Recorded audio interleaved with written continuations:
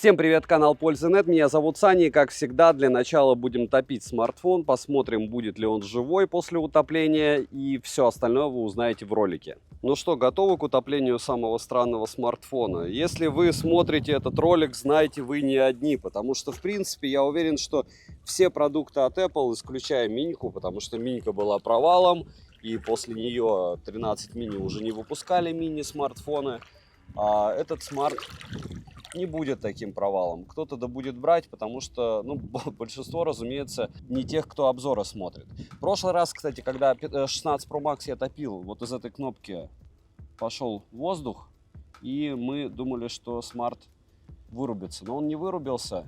Единственное, смотрите, можно включать-выключать запись этой кнопкой. Хотя мне кажется, что рано или поздно это приведет к утоплению.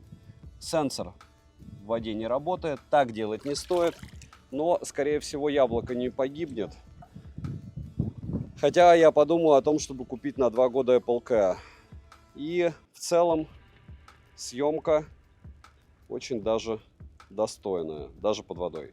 Всем привет! Вы на канале Польза.нет, и здесь только подробные обзоры с целью сэкономить вам средства. Но за меня уже, в принципе, Apple постаралась, чтобы вы сэкономили их. Это iPhone 16 Plus. До него я покупал iPhone 15 Plus, в течение года я его использовал для различных целей, но кратко обзор я на него так и не сделал, вполне возможно сделаю. Почему я решился сделать обзор на iPhone 16 Plus? Разумеется, все вы уже миллиард раз слышали, что 60 Гц экрана, никаких нововведений и все остальное. Но здесь объективно относительно версии 15 Plus появилось две физические кнопки. Здесь у нас был переключатель, и здесь кнопка действия. Здесь у нас вот это Action Button, которая позволяет вам снимать а-ля лучше. Здесь реально меньше рамки, уже остров. Помимо этого, довольно быстрая зарядка до 80%, потому что 45 Вт здесь нет.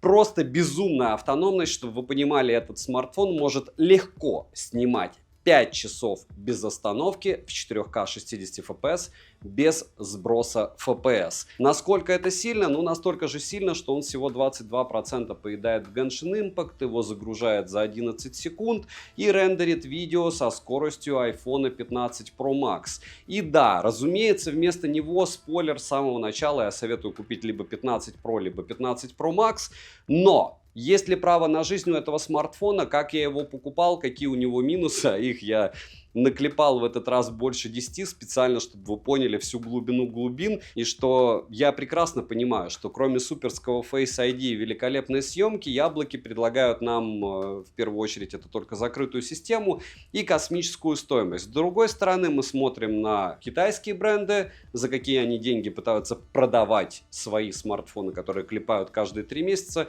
чего стоят только те Realme, которые 12 Pro Plus, 13 Pro Plus на одинаковом процессоре клепают. И вроде бы уже как бы здесь хоть какие-то изменения есть, правда? Но это смотря как смотреть. Смотрим. Распаковка. Коробка выполнена в стиле от Apple, упаковка неплохая, но комплект поставки, как всегда, максимально скромный. Мы имеем сам смартфон, плетеный кабель с Type-C на Type-C и краткое руководство пользователя. Плюс, если у вас версия для Азии, допустим, или для Китая, в Китае 2 симки можно физически запихать, в Азии 1, то есть у вас будет еще ключ для извлечения лотка под сим-карты. Разумеется, карта памяти запихать сюда нельзя. Вес смартфона 199 граммов, что для таких размеров очень даже неплохо. Как и вес модели, кстати, 16 Pro. А габариты 160 на 77 на 8 мм. 7 обзоров в неделю выгружаю, ежемесячно разыгрываю по одному смартфону Poco X6 Pro и на Новый год iPhone 16. iPhone 16 разыгрывается по условиям, которые вы можете услышать в начале ролика по ссылке в описании. А Poco X6 Pro стандартные условия, это вы подписываетесь на канал с колоколом, оставляете любой осмысленный комментарий под любым из роликов больше 5 слов, и либо в комментарии, либо в описании своего канала указываете свое имя в Телеграме. Подписывайтесь на телеграм-канал скидок, и вы автоматически в розыгрыше. Все розыгрыши в конце каждого месяца на стриме. Если победите, я вам напишу. Присутствовать на стримах не обязательно, но кто хочет, тем будем рады. Перейдем к смартфону, начнем. По расцветкам доступна черная, белая, розовая, бирюзовая и ультрамариновая расцветка. Внешне это копия iPhone 16, только больше в габаритах, что опять же уже привычно. Тыльная часть выполнена из стекла, а рамка из алюминия. С фронта Ceramic Shield. Смартфон имеет защиту от влаги по стандарту IP68. Вначале вы видели, как я его топил. научил. Так делать, разумеется, нельзя. Для этого специальные чехлы существуют для того, чтобы смартфоны использовать как подводные камеры. А то, что я делаю, это баловство, чтобы вас развлечь. Опять же, если у вас рядом нет гарантии или у вас нет Apple K, я бы так не шутил. Под дождем у меня 15 Pro Max выжил спокойно год, потому что дождей было много, но в итоге он не погиб. Я делаю вывод все-таки, что яблоки живучие после этого. Далее, на правом торце находится кнопка питания и сенсорная область для управления камерой, а на левом торце панель регулировки громкости и кнопка действия. К слову, кнопки действия в прошлой модели 15 Plus не было. Обзор на нее еще не был у меня, наверное, все-таки его сделают. Про сенсорную кнопку я уже говорил в обзорах на остальных 3 смартфона 16 линейки. Ее никак в меню самого смартфона не запрограммировать. Возможно, на нее повесят еще функцию перехода на фронтальную камеру в режиме съемки. Обещают вроде бы. А так, если у вас 2 пальца справа и 3 пальца слева, это хорошо. Но если у вас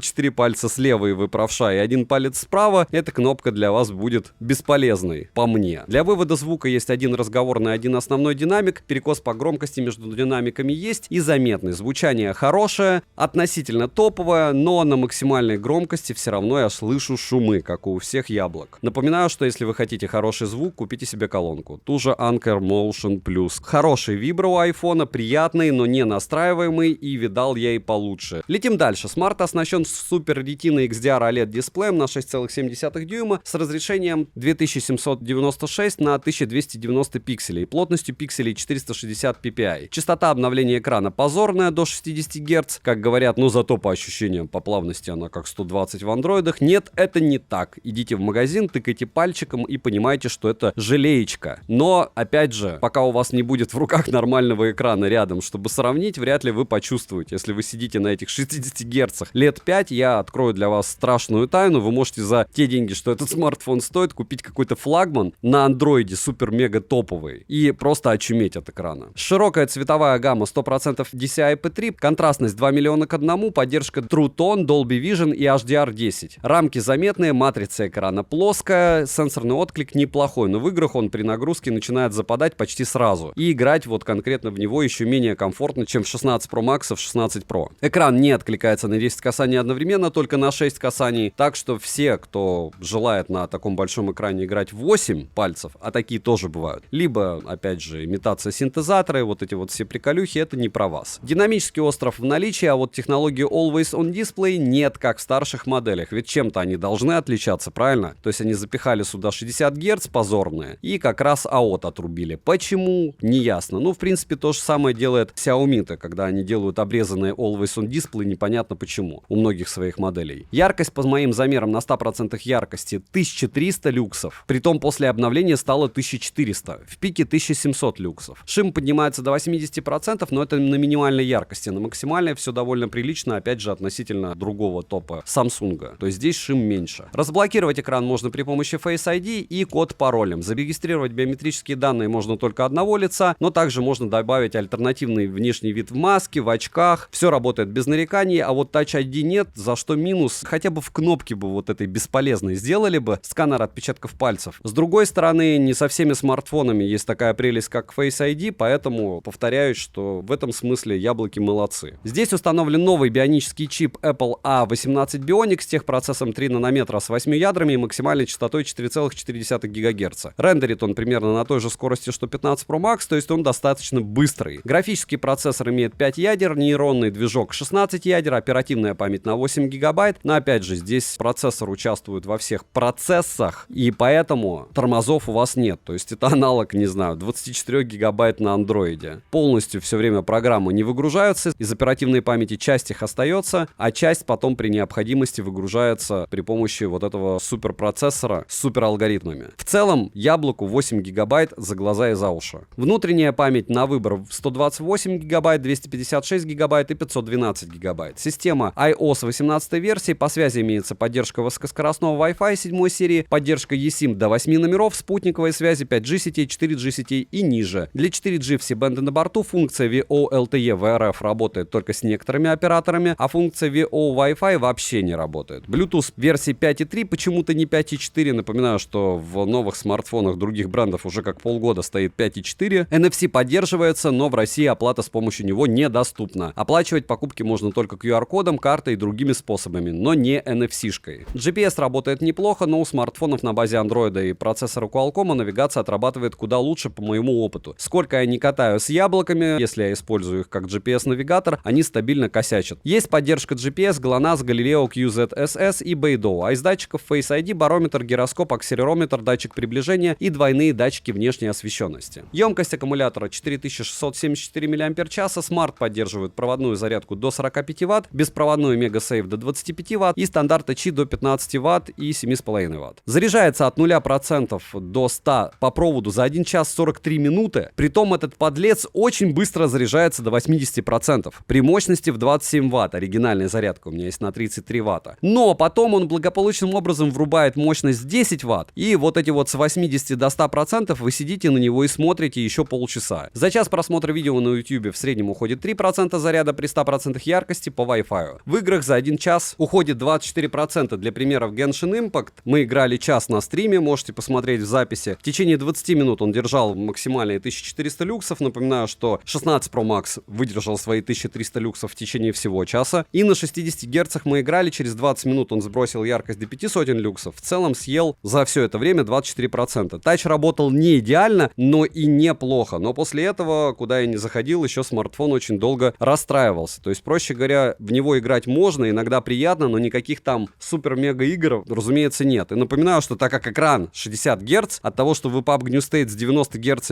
включите, у вас все равно на экране будет 60 FPS. Перейдем к тестам. 3D Mark Wildlife Stress Test 11000, Wildlife Maximum, Wildlife Extreme Stress Test 3621, Solar Bay Stress Test 5907, Solar Bay 6045, Steel Nomad Light Stress Test 1740 и Steel Nomad Light 1452. И он и правда быстрее по синтетике, чем 15 Pro Max, притом приличным. На стриме как раз сравнивали в онлайне тот же Geekbench. В Geekbench он ушатывает почти на 20%. В Antutu он выбивает 1,5 миллиона попугаев, чуть больше 1 миллион 600 тысяч иногда. Storage тест показывает скромные 55 тысяч. Но особо еще хочу отметить показатели в автономности, потому что 90% заряда разряжал съемкой в 4К 60 FPS, он отснял 4 часа 50 минут. То есть это единственный смартфон из яблочной линейки, кто может снимать однозначно больше 5 часов нон-стопом в 4К 60 FPS, притом FPS не сбрасывал. И это прям нереально круто. И плюс я напоминаю, что в этот раз я не отключал пространственное аудио, так что все примеры будут не как обычно с стерео или моно, как я пытаюсь сделать, но и с пространственным аудио от Яблока. Может быть, оно будет лучше. Переходим к камерам. Блок камер с тыльной части имеет направленный микрофон, вспышку True Tone Flash, основной сенсор на 48 мегапиксельный, фокусное расстояние 26 мм, апертура 1.6. Оптостап и максимальное разрешение для видеосъемки 4К 60 FPS. Притом вы можете включить, разумеется, как всегда и везде,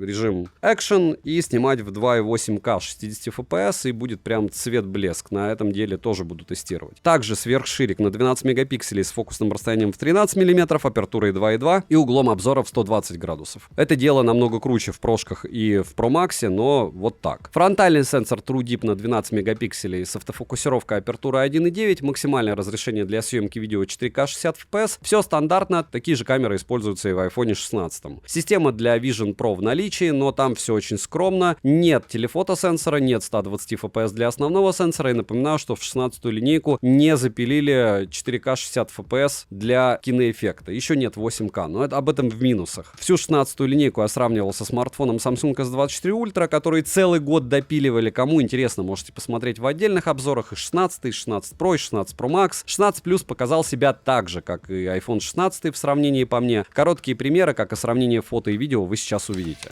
4К 60 FPS, ну что, устали от айфонов? Скоро это дело закончится, и особенно приятно, что это уже 4-й в моей линейке смартфонов, которые я приобрел. Была и прошка, и получается обычный 16, это 4К 60 FPS. И это у нас Samsung S24 Ultra против iPhone 16 Plus. Я вам скажу, что у iPhone лучше автофокус, как всегда, на предметы. Но, опять же, вы это видите и без меня. Видите, какая живность. X3 на... Так, давайте X5 телевик включу. И X5 на iPhone. Как-то не особо хорошо получается. Но опять же, яблоко высветляет, и его прикол в том, что он ночью по мне снимает иногда лучше, хотя здесь это незаметно вообще никак в 4К 60 FPS. Здесь как раз заметно, что яблоко конкретным образом проигрывает. Ультраширик На яблоке почти вообще ничего не видно. И сейчас я включу X5 для примера. Разумеется, что в X5 еще здесь вот так сможете снимать. Сейчас 4К 30 FPS попробуем. Еще раз, основа 4К 30 FPS, при том, что здесь ни 120 FPS нету для 4К. О, 16 плюс. Ни вообще телевика, и ты, получается, 60-герцовый экран просто покупаешь за какие-то безумные деньги. Но опять же, насколько 15 плюс была популярна, я на него даже обзор не сделал. То есть я купил его для обзора, он у меня провалялся. Я его там использовал как резервный телефон для всяких симок. Но толком даже обзора на него не сделал. На плюс вот сейчас решил сделать. Посмотрим, как вам интересно будет или нет. Непонятный для меня смарт. Еще менее понятный, чем 16, учитывая его стоимость. И фронталка 4К 60 FPS. Впервые, кстати, на яблоке я включаю не стерео, не моно микрофоны, а пространственный звук для записи. Так что можете сравнить все 4 обзора и посмотреть, где яблоко снимало лучше и микрофон был лучше. И вот так примерно вы сможете записывать себя, если будете кому-то что-то рассказывать на фронталку в 4К 30 FPS. Точнее, в 4К 60 FPS. А пока на функциональной кнопке нет переключения на фронтальную камеру с фронтальной на основу. На данный момент я рассказываю, на айфоне нет такой функции, как в Samsung, когда ты можешь сделать вот так. Вот и все. Стоимость, кстати, на 50% дороже у плюса. Так, два основных модуля, 4К 60 FPS и вот такие возможности ночной съемки у этих двух устройств в сравнении на основные модули. Сейчас ради романтичного продолжения ультраширики и также сравнение ультрашириков 4К 60 FPS. Фотки этой локации можете у меня скачать в личной телеге. Ну и основа 4К 60 FPS. Лифт стандартно все для нас.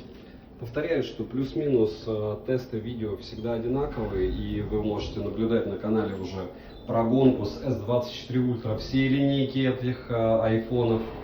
После нее, разумеется, начинается у меня Pixel 9 пришел, GT6 китайской версии, еще много всяких прелестей. Ну а сейчас вы можете оценить, насколько целесообразно ультраширик сейчас приобретать в большом корпусе 60 Гц. То есть, по большому счету, вы приобретаете лучше какой-нибудь 15 Pro или 15 Pro Max. И, правда, 15 Pro Max, он все равно будет дороже, скорее всего. Но не факт. Кстати, нет, он и будет дороже. Лучше приобретать 15 Pro Max. У вас будет телевик и еще и... Чем тогда 16 плюс лучше? Короче, у меня разрыв шаблона, потому что до меня дошло, сколько я отдал за 16 плюс. Хотя 15 Pro Max дешевле. То есть в этот счастливый момент времени, в принципе, если вам нужны новинки, опять же, почему возможно легко во всех цветах, все гигабайты купить 16 и 16 плюс линейки даже после старта продаж. То есть где-то там предзаказы. Опять же, те, кто говорят, что я вот могу в интернет-магазине заказать, это не значит, что завтра вам его привезут. Это 4К 60 FPS, Sawadikap. Вот. И если вам его сразу не привезут, то значит искусственный дефицит. То есть я не видел столько людей, прям безумное количество, чтобы хотели покупать яблоки. Реально это делается для того, чтобы народ помучился, который хочет обновиться, и потом делал выводы, что вот сложно на старте продаж это дело приобрести. Стараются рефлексы у людей привить. В общем, я, наверное, за ролик раз 500 скажу, почему не 15 Pro Max, почему 16 плюс. Цена-то одинаковая, даже выше 16 плюс получится. 4К 60 FPS, двух. Вот отсюда поснимаем, потому что народ там молится, а мы ему мешать будем. Вот так, если плавно снимать 4К 60 FPS, вы сможете снимать коня. И если уходить на ультраширик, то это будет примерно вот так. Какая-то мыльная картинка на чуть-чуть на Самсе, но опять же картинка темная, поэтому оценить я не могу. А правильные цвета сейчас передают. Это прям 100%. И ультраширик на пляже. Пардон. Надеюсь, что звук у айфона получше. Цвет песка правильный у яблока. Вообще вот с этими цветами я, наверное, вас уже достал во всех этих роликах. Но вот де-факто просто необходимо отмечать, что, к сожалению, лучшего нету в плане передачи цветов на рынке сейчас, чем айфона. Хотя опять же в записи будет как-то по-другому. Вот сейчас 5X и Макдональдс знак. Видите, телевик все-таки вещь, когда он нужен. Когда он нужен, неважно. Не нужен, неважно.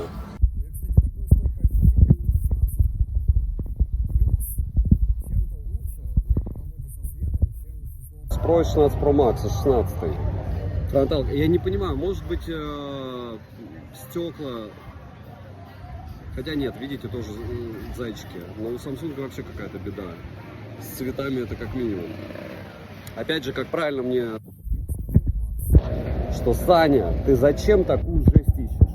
Ну окей, ты идешь вот так, где-то снимаешь, и пока с кем-то разговариваешь, баха, у тебя засвет. Какой он будет? Понятно, что у меня не идеальная съемка, но я тоже не бегу. Ведь правильно, стоя, спокойно снимаю, рассказываю в разных условиях. Ты не будешь с собой постоянно прожектора таскать. То есть насколько все это дело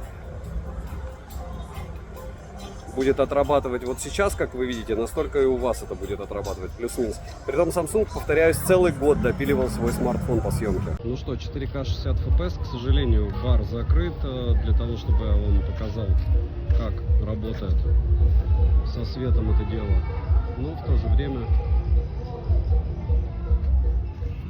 вот так примерно сможете снимать на основной модуль, на ультраширик и X5. 4К 60 FPS. Так, X6 давайте поставим. Но опять же на Samsung это прилично, потому что есть телевик. X6 на iPhone это нехорошо. Еще одно мини-обучение, 4К 30 FPS. Видите, насколько лучше, пусть даже менее плавно. 30 FPS ночью, но опять же все в шумах, и технически вот эта вот вся прелесть, она такая сомнительная при съемке. То есть нужно подсвечивать. Но опять же у вас подсвечено будет лицо, а что позади. Так, пока новая песня не началась, 4К 60 FPS, и у меня все еще не следит монетизация, мне не надо будет вырезать. Съемка штатная, основной модуль, ультраширик и ультраширик, 4К 60 FPS, все. 4К 60 FPS, как мне посоветовали, включаю ультраширик, врубая режим бегуна и получает 2,8К и снимая в них. Ну, вот так, то есть в 6 часов утра сможете снимать рассвет. Еще что там горит, что-то одновременно, что 7 вещей. Ультраширик.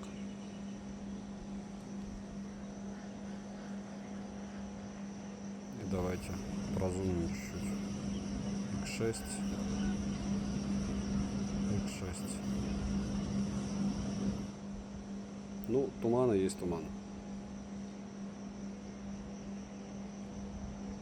Так, 4К 60 FPS, не стал я извращаться во время дождя.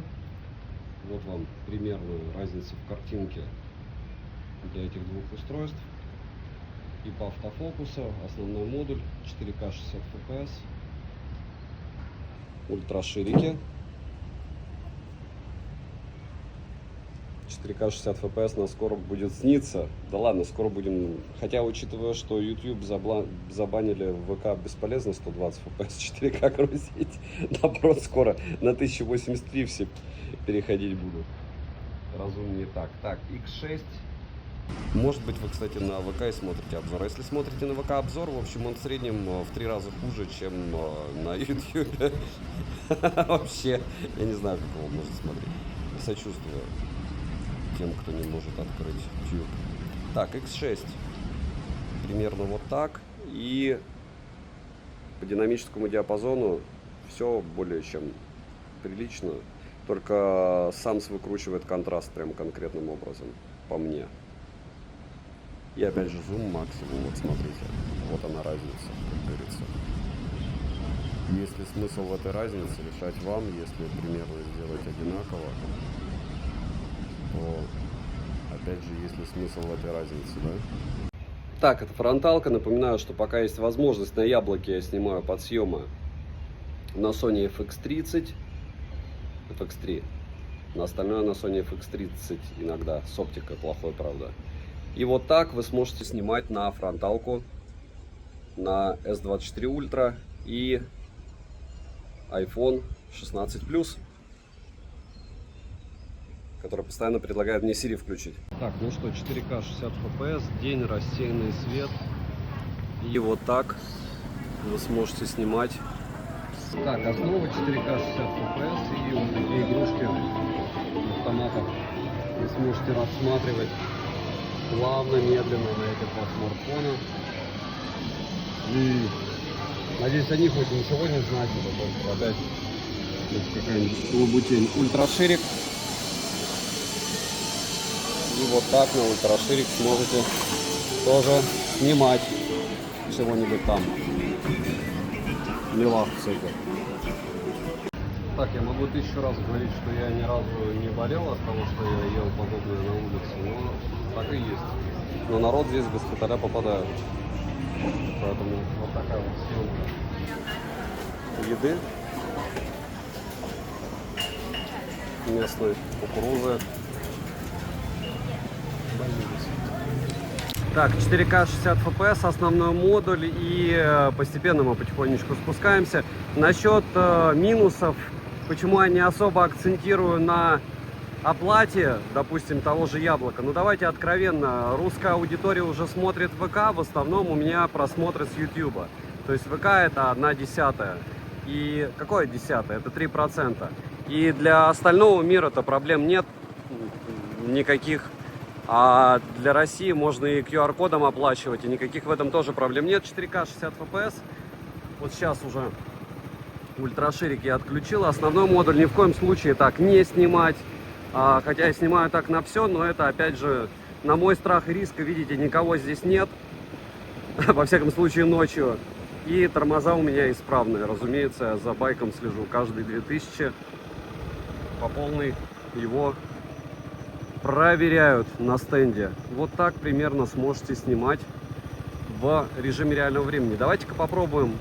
Обычно я в 4К 30 FPS тоже пробую. Давайте. Так, это основной модуль 4К 30 FPS. Здесь я обычно уже не снимаю, но когда очень хочется и никого нет, сзади, правда, машина, можно попробовать. Вот так основной модуль будет снимать пространственный звук. Так будет ультраширик снимать, все еще пространственный звук, стерео пробовал, моно пробовал, может быть пространственный звук будет лучше для микрофонов. И напоминаю, что направленный микрофон у него есть, но так, сейчас меня точно снесут. Как-то обычно в 3 часа ночи просто большинство народа катает под шофе, таким конкретным, потому что постов нет, полиции нет, основа, и лучше ездить оглядываясь в прямом смысле. Вот так сможете снимать в режиме реального времени. Лучше так не снимать, но может быть и на шлем там прикрепите или на нагрудную какую-нибудь штуку. И фронталка 4К 60 FPS, вот примерно так сможете себя снимать на фронталку. Да, вокруг народ смотрит и смеется. 4К 60 FPS, еда, интересы просто. Что есть в магазине, что есть по распродаже. Такие себе распродажи, потому что курс был раньше 1,8 и за 2 года стал 1 к 3. А 1 к 3 это прям жесть. Ультраширик. И вот так сможете себе чего-нибудь из еды выбирать. Кстати, 4К 60 FPS, вот всякие приколюхи, энергетики. И да, они по 30 рублей, они не хуже, чем Red Bull, потому что Red Bull копировал эти энергетики. Не на правах рекламы. Все это плохо, энергетики это плохо. Но я пью кофе. Кофе тоже пьем плохо. Ультраширик. И по фото здесь я бы сказал, что все великолепно понятно. Почему? Потому что вот здесь у нас Samsung, здесь у нас Apple. Найдите, как говорится, 10 отличий. Основной модуль. И сам снимает пусть шумами, но намного лучше. Если брать ночные фотографии на основной модуль, даже без телевиков, без всего вот этого вот волшебного, супер. То есть, допустим, берем мы основной модуль у Samsung и основной модуль у Яблока. У Яблока суперсила — это все-таки видео. По фото вы сами видите работу со светом, но у Samsung такая же беда, то есть здесь еще вопрос. Мне кажется, Samsung отработал еще хуже, чем Яблоко. И это, конечно, удивительно, как говорится, удивительное рядом, но факт. Samsung отработал здесь хуже. Опять же, из-за работы со светом. Если говорить про ультраширик, вот он, яблочный ультраширик, вот самсунговский. Самсунговский ультраширик отработал волшебно. Опять же, по сравнению с яблочным. О чем это говорит? О том, что у Яблока линейки 16 и 16+, довольно убогий ультраширик, это раз. А два, что у Samsung он довольно приличный. И повторяю, что сам я сравнивал со всеми айфонами. Почему? Потому что Яблоки объективно сырые, они только вышли на рынок, а Samsung уже продается год, и они максимально допилили камеру, уже скоро 25 ультра выйдет. Но вот вы видите даже по структуре самих телефонов, до какой степени лучше при недостаточном освещении фотографирует тот же Samsung. Хотя в целом ощущения такие, что вау, вроде бы Яблоко хорошо из-за контраста. Видите? Притом по цветам Яблоко угадывает больше. Так, вот это интересная фотография. Почему? Потому что, с одной стороны, вот здесь, допустим, у нас дождь, рассеянный свет, точнее, только после дождя. И какая вам фотография больше нравится? Где контраста побольше или поменьше? Угадайте, что где Яблоко, где Samsung. Здесь Яблоко, а там Samsung. И насколько четче у Samsung не получается ничего. То есть четче намного фотография на Яблоко в условиях плохой освещенности, еще и дождя. Цвета ближе у Яблока все-таки. Если говорить про, точнее, это рассвет 6 часов утра, вот он, две фотографии на Samsung, две фотографии на Яблоко. Сказать, что Samsung ушатывает прям, я так не скажу. Вот это ультраширик у него был, вот это у него основной модуль. И основной модуль, по мне, отработал плюс-минус так же, как и на айфоне. Даже на айфоне, может быть, в каких-то моментах и поприятнее. В общем, в целом, если ты берешь и делаешь фотографии в условиях низкой освещенности, то работают алгоритмы. И алгоритмы у Samsung допилены очень даже неплохо. Но сказать, что алгоритмы у Яблока допилены хуже, я не скажу, потому что вот здесь вот видите, допустим, огни отдельные у Яблока, то есть, а у Samsung нет. В целом, Яблоко фотографирует неплохо, но не на уровне фотофлагманов однозначно. То есть отсутствие телевика, оно убивает в принципе все, а телевика здесь вообще никакого нет. А ультраширик здесь очень скромный. И в целом вам достаточно будет, чтобы фотографировать себя, счетчики или окружающую действительность, но каких-то супер красивых картинок вы не получите, хотя, с другой стороны, вполне возможно, вам их будет достаточно.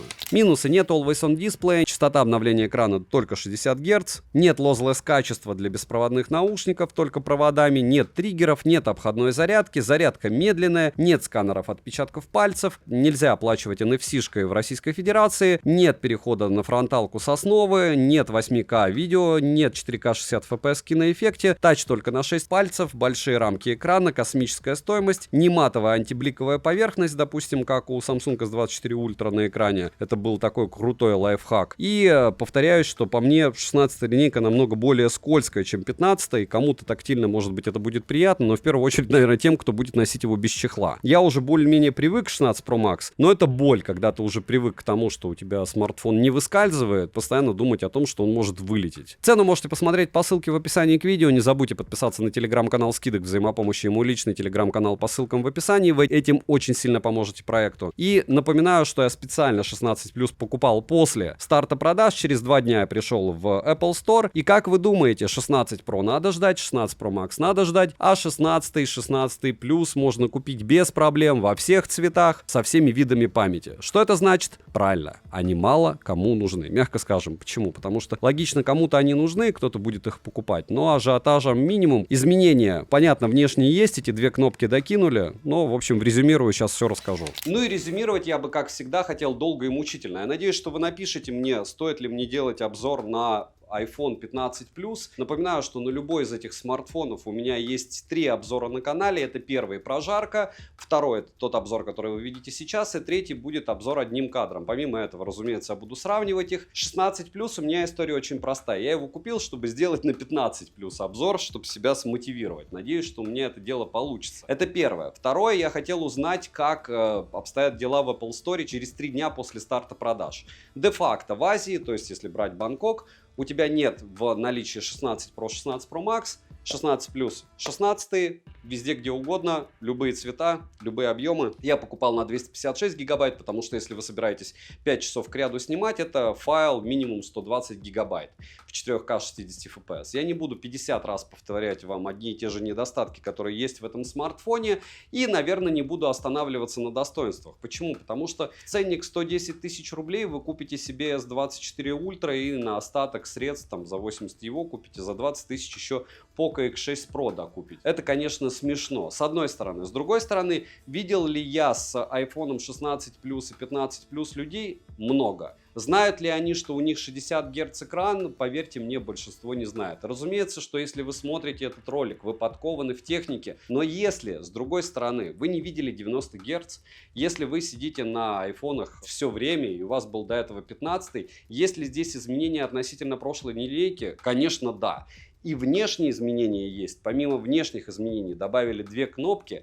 Помимо этого все еще также осталось Face ID, меньше рамки. Да, относительно андроидов я уже повторял, что есть и вибро лучше, и звук лучше у тех же Huawei. Есть зарядки быстрее, есть еще много всего. Но средняя температура по больнице, я бы мог сказать, в России не будет вот этого искусственного интеллекта. Но я к нему специфически и скептически отношусь, потому что все эти вырезания фоток уже 20 лет есть в фотошопе на лучшем качестве. Все эти переводы есть в Google Translate не худшего качества. И все эти штуки, которые в ИИ кто-то там обещают вместе с голосовыми помощниками, они есть уже годами. И каким образом вам продают новое устройство, это вопрос. По автономности это пушка, бомба, гонка. Вы прекрасно понимаете, в него можно играть почти 5 часов в Гену.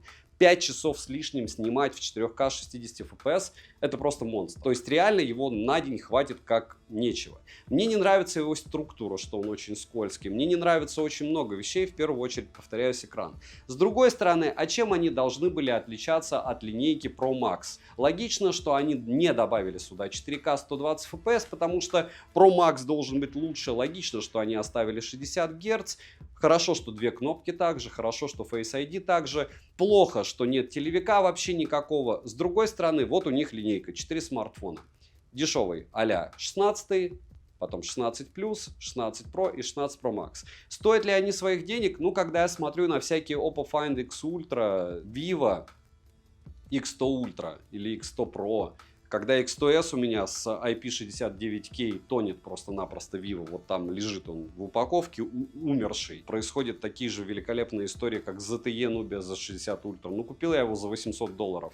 При первом попадании воды он окирпичился. И вот ты все это накидываешь и смотришь, что эти айфоны с 5-го, 3-го поколения лежат в ломбардах, и ими народ пользуется. И продаются и 10-й, 11-й. И чуть-чуть понимаешь, для чего народ покупает. Разумеется, вам конкретно, моим зрителям, я не советую это дело покупать. Лучше купить 16 Pro, либо 16 Pro Max, либо 15 Pro, либо 15 Pro Max. Но если вам нужен только основной модуль, если вам нужен только большой экран, и вам абсолютно наплевать на 60 Гц, скорее всего, вам наплевать и на мои слова. Поэтому вы и без меня его пойдете и купите. Единственное, что я могу сказать, что хайп и перегретость этого аппарата настолько высоки, что, повторяюсь, после старта продаж все цвета и все варианты памяти. Единственное, вот этот цвет я забрал в магазине, кстати, последний. Девайсу от меня, к сожалению, вот после всех 4 смартфонов однозначная да, потому что лучше не оптимизировал процессора никто. Лучше рендера ни у кого. Отзывчивость экрана за Touch огромный минус. За Type-C вот здесь в 16 линейке 16 Pro Max быстрые, эти медленные. Тоже минус. Старый Bluetooth тоже минус. Я могу вам долго накидывать минусы, но нивелирование здесь происходит за счет камеры, ПО и Face ID. Все. С другой стороны, ты докидываешь тридцатник, покупаешь 16 Pro Max, и я повторяю, что 16 Pro Max я купил за 144 тысячи. И это реально сделать будет, подождите пару месяцев, спокойно на 512 гектар себе купите. Очень позорный цвет, лучше в сером, но в сером будут думать у вас все, что у вас 15 Pro Max. Кстати, я его уже поцарапал, притом люто, не понимаю, как это стереть, ну, соляви, как говорится. Слишком я долго с ними проходил, поэтому, видите, я уже говорю, нравится. Однозначно не покупать, однозначно покупать что-то интересное для того, чтобы смотреть обзоры на моем и не только техноканале, потому что если вы купите яблоко, зачем вам обзоры на технику, правда? Аксессуары у них топ, часы, наушники, полноразмерки новые, в новом цвете, точнее, я куплю. Пока у меня в магазине их нет, может быть, вот сейчас я полечу в Куала-Лумпур и там куплю, если там есть. Все, огромное спасибо за просмотр. Надеюсь, что напишите какой-то комментарий, потому что версию плюс вряд ли кто-то вообще обозревать будет. Добра и удачи вам, дорогие друзья!